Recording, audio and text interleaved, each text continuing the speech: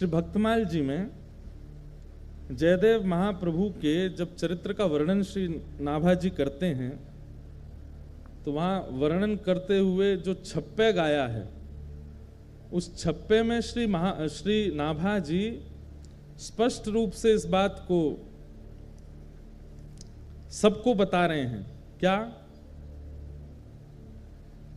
जयदेव कवि नभ चक्कवे खंड मंडलेश्वर आन कवि प्रचुर भयो तिहु लोक गीत गोविंद उजागर।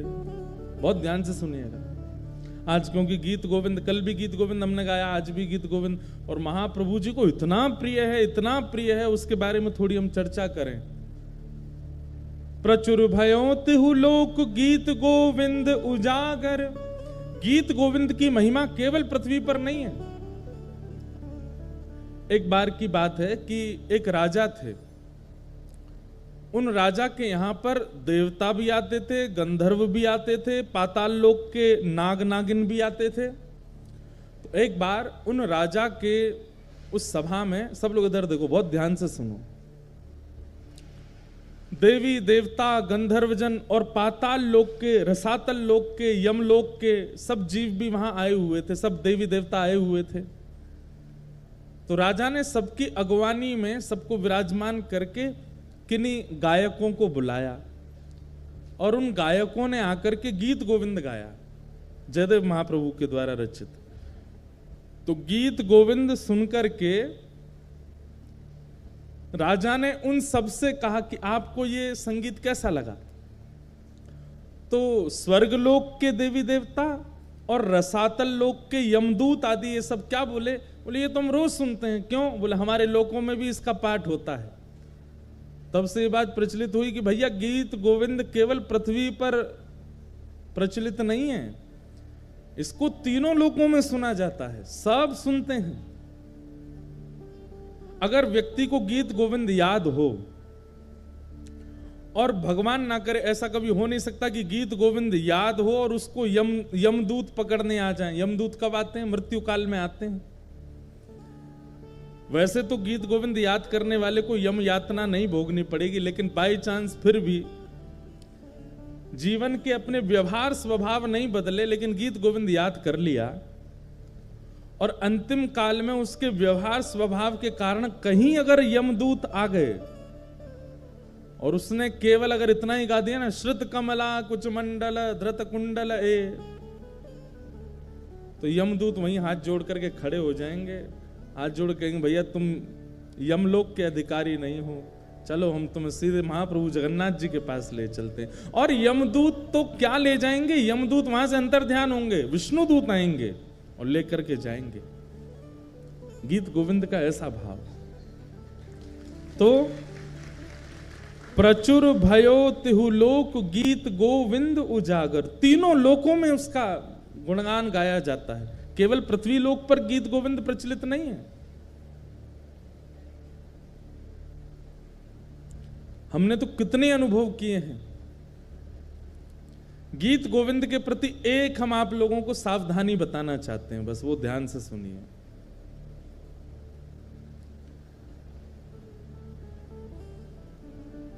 वैसे तो ये सावधानी रखने वाली बात भी है, लेकिन कई लोग टेस्ट लेने के लिए इसको कर भी सकते हैं कि प्रयास करें कि गीत गोविंद जब गाया जाए और गीत गोविंद का जब पाठ किया जाए तो उस समय स्थान, मौसम और लोगों को देख लिया जाए। अगर स्थान उचित नहीं है, ये विचार कर लेना चाहिए कि महाप्रभु अगर जगन्नाथ जी यहां आए तो उनके योग्य व्यवस्था है कि नहीं। मौसम, कड़कती धूप पड़ रही है, भयंकर गर्मी, पसीना निकल रहे हैं महाराज, उस समय गीत गोविंद मत गाइए। और सामने बैठे हुए लोग अगर वो अधिकारी नहीं हैं, वो दूषित खाते हैं, दूषित पीते हैं, या किसी ऐसी सभा में है जहां विवाह का फंक्शन हो रहा है, किसी के ब्याह का क्रम चल रहा है, किसी का कुछ ऐसा चल रहा है जहां लोग खा भी रहे हैं, डोल रहे हैं, ऐसी जगह गीत गोविंद नहीं गाना। अधिकार का विचार करके गीत गोविंद का प्रस्तुतिकरण और गायन करना। अब ये भागवत की कथा है, यहां सब योग्य बैठे हैं, महाप्रभु जी विराजमान है, भागवत जी विराजमान है, इतने सारे वैष्णव विराजमान, यहां गीत गोविंद गाएं, ठाकुर जी आएंगे विराजेंगे। क्योंकि अष्टपदी अभ्यास करे तही बुद्धि बढ़ावे, और श्री राधा रमण प्रसन्न सुनन निश्चित तह आवे। श्री नाभाजी कह रहे हैं जगन्नाथ महाप्रभु तो राधा रमण जी जगन्नाथ जी में कोई अंतर नहीं है, लेकिन यहां पर जो शब्द कहा गया है वो सुनिए, श्री राधा रमण प्रसन्न सुनन निश्चित तह आवे। निश्चित शब्द लगा करके श्री नाभाजी ने इस बात को प्रमाणित कर दिया कि गीत गोविंद अष्टपदी का एक अक्षर भी जब प्रारंभ होता है ठाकुर जी उसी समय आ जाते, आकर के बैठ जाते और पूरा सुनते। तो इसमें विचार ये रखना चाहिए कि अष्टपदी कहीं भी ना गाई जाए, कभी भी इसका वाचन ना किया जाए। कई बार ऐसा होता है कि हम लोग सफर कर रहे हैं, गाड़ी में बैठे हैं, और गाड़ी में बैठे बैठे आपको, कई लोगों को आदत होती है कीर्तन सुनने की, भजन सुनने की। अब उस समय अगर आपने ट्रैप रिकॉर्ड में गीत गोविंद चला दिया और गाड़ी पूरी पैक बैठी है, ठाकुर जी कहां बैठेंगे बेचारे आके? ठाकुर जी कहेंगे भैया ऊपर इसके कैरियल भी नहीं है, कहां लटक जाएं हम। अच्छा ये निश्चित है कि ठाकुर जी आएंगे, तो ठाकुर जी को श्रम होता है, बेचारे लटकते हुए सुनते हैं, लेकिन सुनते जरूर हैं। अच्छा इसमें एक चीज हम कह सकते हैं कि जैसे सीडी में चल रहा है, किसी का गाया हुआ चल रहा है, मतलब आधुनिक यंत्र से अगर गीत गोविंद गाया जा रहा है तो ठाकुर जी हो सकता है नहीं आते होंगे, लेकिन कोई भक्त बैठ करके गाता होगा तब तो ठाकुर जी निश्चित आते हैं। तो इसलिए उस समय सावधानी रखो, गाने में कोई अपराध नहीं लगेगा आपको। भक्तमाल जी में एक लीला आती है कि एक माली की बेटी थी, उसको गीत गोविंद याद हो गया। वो गीत गोविंद कब गाती थी? जब अपने बगीचे में बैगन तोड़ने जा रही थी एक दिन। अब बैगन तोड़ने के लिए जा रही थी तो सघन वन था, वहां कांटे लगे हुए थे। अब वो तो बच बचा के निकल रही थी अंदर और गाती हुई जा रही थी। महाप्रभु जगन्नाथ जी व्याकुल हो गए, कोई गीत गोविंद गा रहा है, तुरंत दौड़े ठाकुर जी। और ठाकुर जी इतने रसिक हैं गीत गोविंद के कि ऐसे नहीं कि दूर बैठ के सुन लिया, कोई गा रहा है तो वहीं से नहीं, सामने बैठ के सुनते हैं, श्रोता का पूरा निभाते हैं नियम। अब वो तो सघन वन में कुंजों में घुसती जा रही थी। महाप्रभु जगन्नाथ जी सोचे कहां से आ रही आवाज, इनमें ये कांटों के वृक्ष लगे हैं, बेल छाई है, इसमें भीतर घुसी हुई है, वहां से बैगन तोड़ती हुई गा रही है। महाप्रभु जगन्नाथ जी हैं भी खूब विशाल, खाते पीते घर के हैं, मोटे ताजे हैं। अब जैसे ये घुसे भीतर, सोचो कभी कभी इमेजिन करो इनके स्वरूप को, ये कैसे घुसे होंगे भीतर। जैसे ही भीतर पहुंचे तो कहीं कहीं से तो वस्त्र फट गए इनके, कहीं पर कांटे लग भी गए, लेकिन मधुर मुस्कान ठाकुर जी सुन रहे हैं। कभी कभी लगता है कि महाप्रभु जगन्नाथ जी 24 घंटे प्रसन्न मुद्रा में ही रहते हैं। क्यों? क्योंकि 24 घंटे कहीं ना कहीं गीत गोविंद चलता ही रहता है, इसलिए ठाकुर जी प्रसन्न रहते हैं, इतना प्रिय है ठाकुर जी को। तो महाप्रभु जी उसका गीत गोविंद सुन रहे थे, बड़े भाव से गा रही थी। जैसे गीत गोविंद विश्राम हुआ, महाप्रभु जी दौड़े मंदिर के लिए, मंदिर में जाकर के विराजमान हुए। तभी पुजारियों ने देखा बलभद्र जी सुभद्रा जी के वस्त्र तो बिल्कुल बढ़िया हैं और ये इनके अस्त व्यस्त हो गए, फट गए जगह जगह से। पूछा, हे महाप्रभु जी ये आपके वस्त्र कैसे फट गए? तब महाप्रभु जी ने ये भाव बताया कि मुझे गीत गोविंद बहुत प्रिय है, और कोई व्यक्ति कभी कहीं गाता है तो मुझे, मेरा मन होता है कि मैं वहां पहुंच जाऊं। अभी कहां गए थे? तो बताया, बोले एक माली की बेटी है, बैगन तोड़ के गाती है, मैं घुस गया भीतर, फट गए मेरे वस्त्र।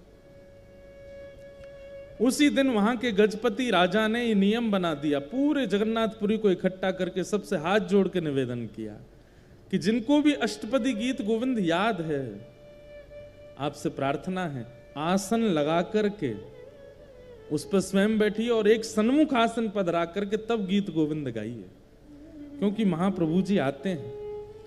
आप चलते फिरते उठते बैठते कहीं कुछ करते हुए गाएंगे तो उसमें कोई दिक्कत नहीं है, लेकिन महाप्रभु जी को श्रम ना हो। और श्रम दो प्रकार के होते हैं। एक श्रम तो यह होता है कि ठाकुर जी के अनुकूल व्यवस्था नहीं है और ठाकुर जी को गीत गोविंद सुनने का चाव है, वो आएंगे, उनको कष्ट होगा।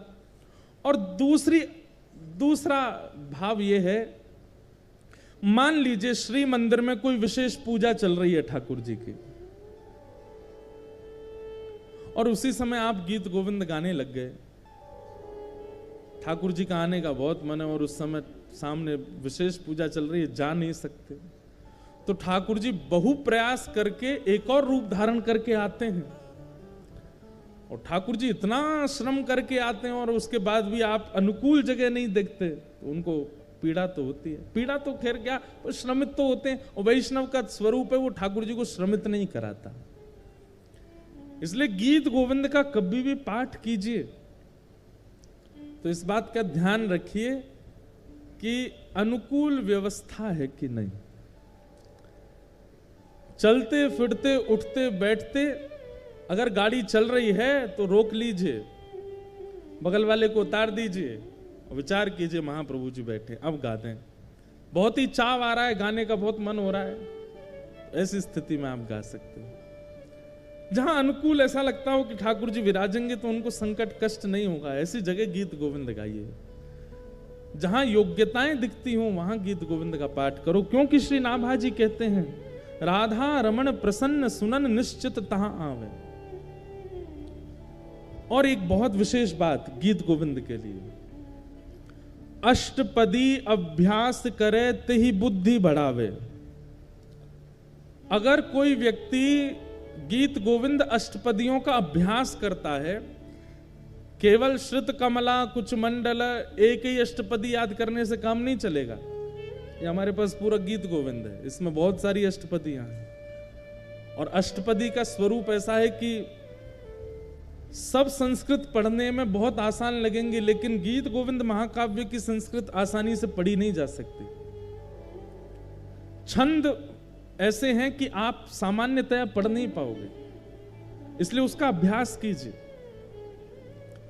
और अगर आप गीत गोविंद अष्टपदियों का अभ्यास करते हैं, नित्य उनको पढ़ते हैं, नित्य उनको अपने ध्यान में लाते हैं, तो उससे क्या होगा, श्री नाभा जी कहते हैं, तेहि बुद्धि बढ़ावे।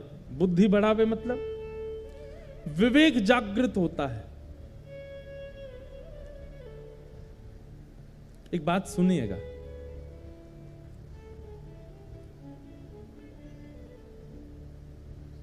तीन प्रकार के दुख होते हैं जीवन में, बहुत ध्यान से सुनिए। तीन प्रकार के दुख होते हैं, कर्म, काल और स्वभाव। सबसे पहले दुख का कारण क्या है, हमारा कर्म। हम जैसा करते हैं हमको भोगना पड़ता है, चाहे कितना भी बड़ा व्यक्ति हो, अगर उसने गलत किया है उसको भोगना पड़ेगा। हां, ऐसा होता है कि आपने अगर गलती की और बाद में आपको उसका आभास हो गया कि मैंने गलत किया, और उसका अगर आपने प्रायश्चित किया तो गलती से मिलने वाला जो आपको दंड है वो 40% कट जाएगा, 60% तो फिर भी भोगना पड़ेगा। नाम जप से 30% और घट जाएगा, 30% तो भोगना पड़ेगा। और फिर जीवन के स्वभाव व्यवहारों को सुधारने से 20% और घट जाएगा, 10% फिर भी भोगना पड़ेगा। और 10% जब बच जाए तो अगर वैष्णव बुद्धि होगी आप उसको स्वीकार करके भोग लोगे, आप उससे भागोगे नहीं। मेरा कर्म है, अब आ रहा है तो आने दो, 10% तो भोग ही लोगे। तो पहले दुख का कारण कर्म, दूसरे दुख का कारण है काल, समय। सब लोग इधर देखिए, ध्यान से सुनो। और जब काल दुख रूप धारण करता है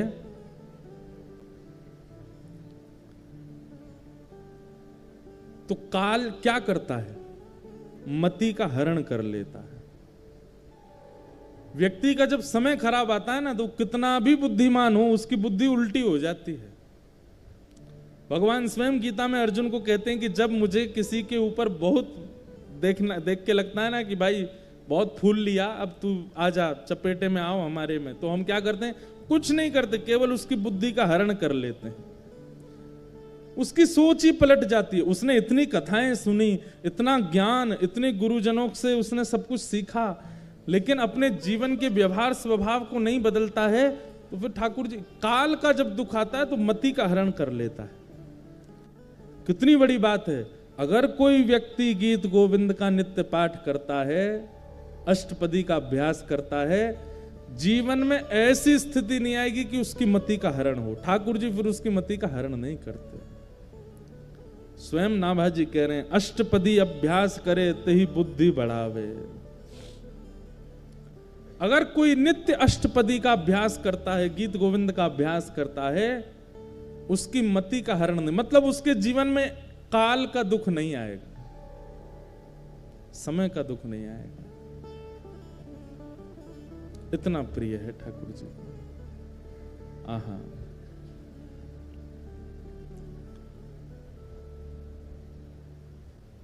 अरे और कहां तक कहें।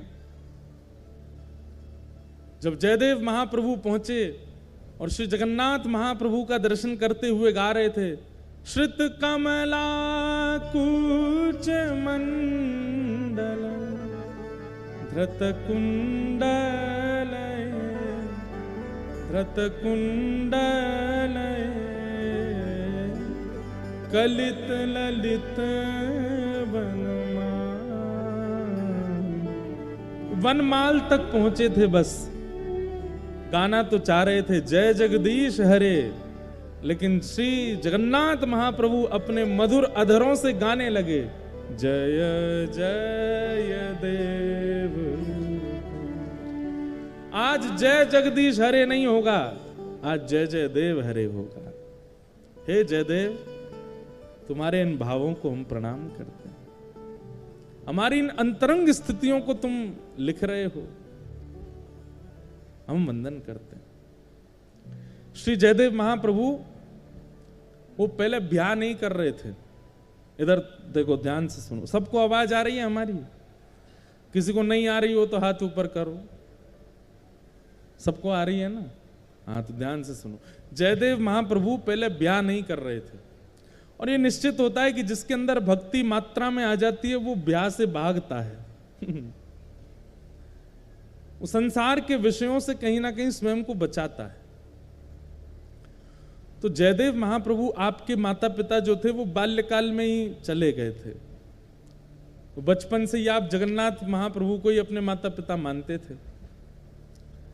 जब जगन्नाथ भगवान का इन्होंने दर्शन किया, तो दर्शन करने के बाद में इनके मन में भाव आया कि मैं एक नियम धारण कर लेता हूं। क्या?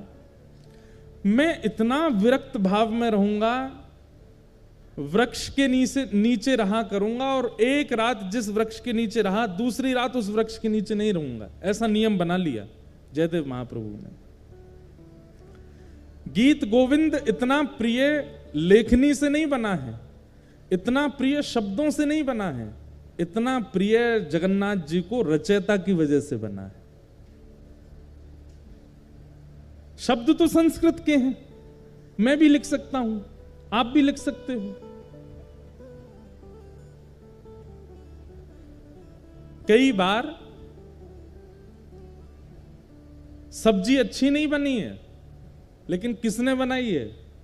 पत्नी ने बनाई है, तो अच्छी बतानी पड़ती है। कैसी बनी? बहुत अच्छी बनी, बहुत बढ़िया बनी है। अरे चलो, पत्नी तो रोज बनाती है, पति ने बनाई है। हाँ, पति कभी कभी भोजन रसोई घर में घुस जाता है तो गैस चूल्हा सब घबरा जाते हैं, बोले आज हमारी शामत है, आ गया, अब बनाएगा कुछ। तो जब पति रसोई घर में जाता, उस दिन सबसे ज्यादा खुश होती है पत्नी, और बच्चे तो कूदते रहते, आज पिताजी बनाएंगे कुछ। तो पतिदेव कैसा भी भोजन बनावे, पत्नी जब पाती है तो क्या कहती? बहुत अच्छा बना, बहुत अच्छा, सब कुछ। पत्नी को पता चल जाता है इसमें नमक कम है, नींबू भी कम है, थोड़ी सी मिर्च ज्यादा हो गई है, बच्चों को कहती है नहीं नहीं इसका पेट भरा है, इसको मैं दोबारा खिलाऊंगी, वो फिर बाद में सही करके बच्चों को खिलाती है, लेकिन पति से क्या बोलती है, बहुत अच्छा बना है। मतलब सामग्री से कई बार प्रेम नहीं होता है, सामग्री बनाने वाले से प्रेम होता है। महाप्रभु जगन्नाथ जी को सामग्री तो बहुत प्रस्तुत करने वाले हैं, पर प्रस्तुत करने वाला कैसा है उससे ठाकुर जी को सामग्री अच्छी लगती है। ये गीत गोविंद इतना प्रिय क्यों है ठाकुर जी को? क्योंकि जयदेव महाप्रभु, और उन जयदेव महाप्रभु ने ऐसा नियम बना लिया कि मैं एक वृक्ष के नीचे एक रात रुकूंगा और अगले दिन दूसरे वृक्ष के नीचे चला जाया करूंगा।